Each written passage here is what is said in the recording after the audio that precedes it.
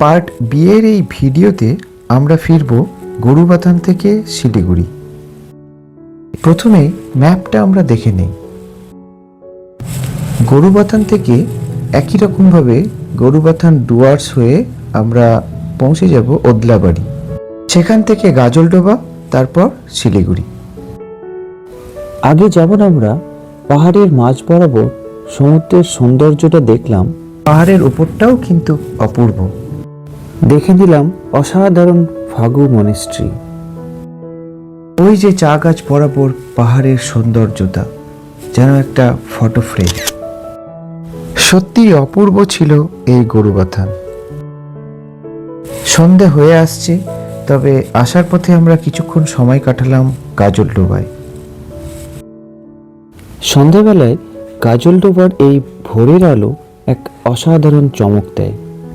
নানা মানুষের সমাগম, নানা খাবার দাবার সব মিলিয়ে একটা জাঁকজমকপূর্ণ এই ভোরের আলো। সবশেষে সন্ধ্যের এই ফেরার পথে রবীন্দ্রনাথ ঠাকুরের কবিতাটি না পড়লেই নয়। আমি ছিলাম অন্য বেঞ্চিতে ওর সাথীদের সঙ্গে। এক সময়ে আঙুল নেড়ে জানালে কাছে আসতে। মনে হলো কম সাহস নয়। বসলুম ওর এক বেঞ্চিতে। গাড়ির আওয়াজের আড়ালে বললে মৃদু স্বরে, কিছু মনে করো না, সময় কোথা সময় নষ্ট করবার।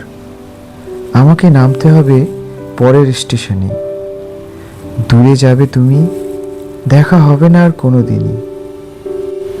তাই যে প্রশ্নটার জবাব এতকাল থেমে আছে শুনবো তোমার মুখে। সত্যি করে বলবে তো? আমি বললাম বলবো। বাইরের আকাশের দিকে তাকিয়ে শুধলো, আমাদের গেছে যে দিন, একেবারেই কি গেছে, কিছুই কি নেই বাকি।